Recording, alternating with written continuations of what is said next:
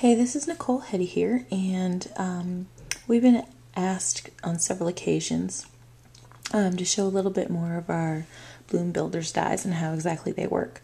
So I thought I would take advantage of this blog hop today and show you this die in action to make this cute little card.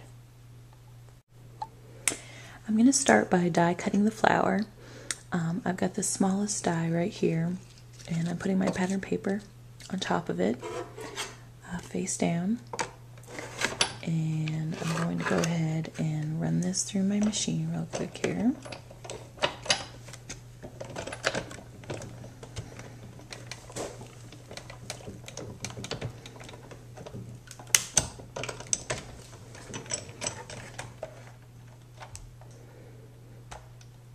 And what we have here on the other end when it comes out is the finished die.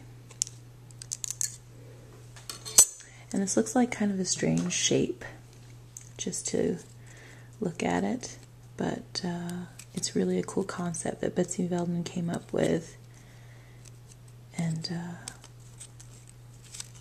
it just makes it so easy to make that dimensional flower look. Now I'm poking out the holes here with a little paper piercer because they didn't all get punched out all the way. And next I'm going to show you how we thread those holes with some ribbon. So let me move the die cutting machine out of the way and we'll get started with that. So here we have the piece that I just cut out with the Bloom Builders die, and I'm going to show you how you turn this into an actual dimensional flower. The first thing you want to do is go through and bend this ever so slightly right in the middle of the V of each petal, just like so. And you'll end up with it looking somewhat like that. And now I'm taking some silk ribbon. You can use embroidery floss, twine, pretty much anything you want to thread through these holes. Now I'm going to always start going downward first. You'll get the best results that way. So go down through the first hole and up through the second hole, down, up,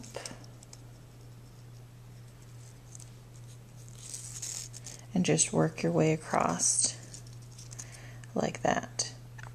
You thread a button on like this. Now after you've completed the threading, you end up with something that looks like this. And what you want to do is curve these around slightly like this with the back of the pattern paper towards the outside, and tie this in a knot and then just start pulling. And because you made those little folds earlier, as you pull, magically it pulls into a little dimensional flower. Really, really easy. So what I'm going to do, I've got these little ends, is I'm going to wrap this around here towards the back and tie a very simple knot to kind of hold everything in place. This is super, super easy. It's foolproof.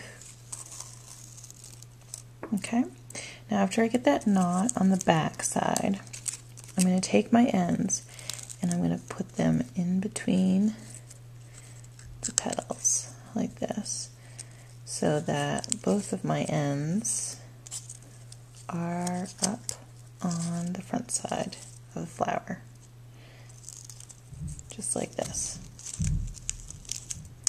And what I'm going to, you just want to thread the ends through a button.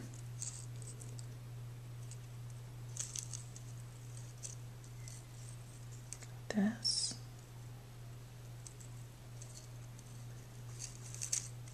But before we pull that tight, I have one other quick little technique that I want to show you. Love using vintage book print on my projects. My dear friend Don McVeigh got me kind of hooked on that a long time ago. But I just wanted to show you a little something that I like to do if I'm going to need multiple items die cut from these pages. I actually cut the pages into strips, like you can see here.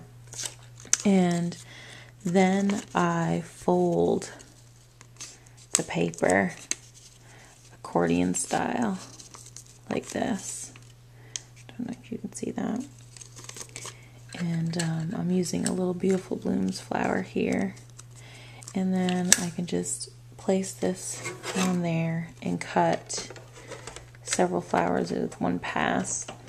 Now, I don't know if I would necessarily do this with pattern paper, or definitely not cardstock, because it may be a bit too thick, but it definitely works with this type of thing really, really, really well. So you can see here, I did that one pass, and I have the 3 flowers that I'm going to end up needing for my project right there.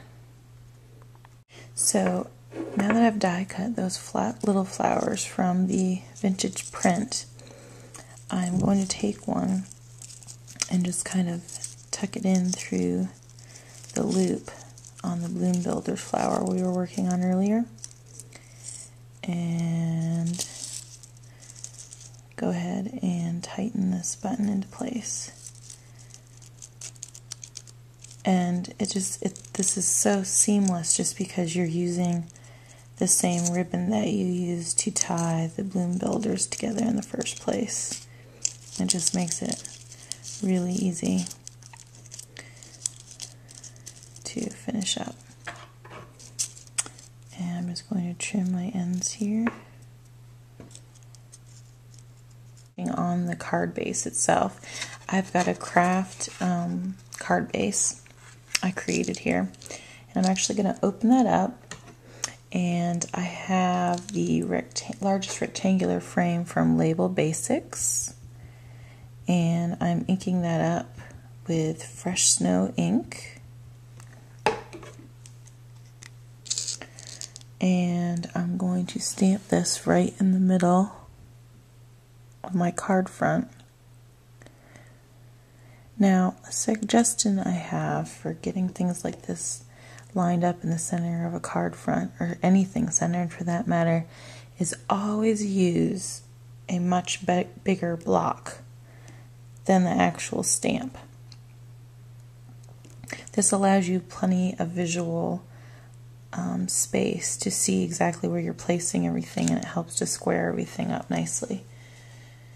So there's the frame, and what I'm going to do is add a second piece of cardstock that I've measured to fit perfectly inside the frame, and the measurements for that are 3 1/8 inch by 1 7/8 inch, and I have a little violet image from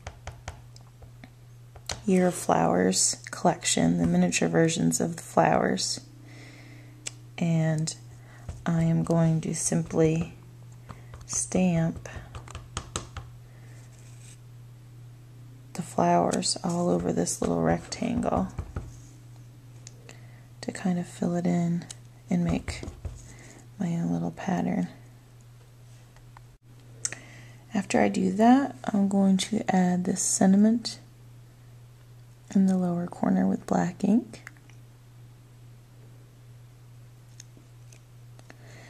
Just like that.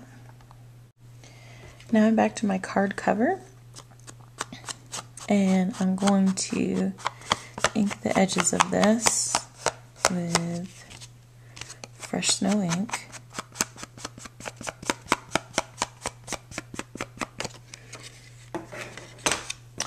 Then I'm going to go ahead and adhere the block that I stamped with the violets in the middle of the frame that I stamped earlier.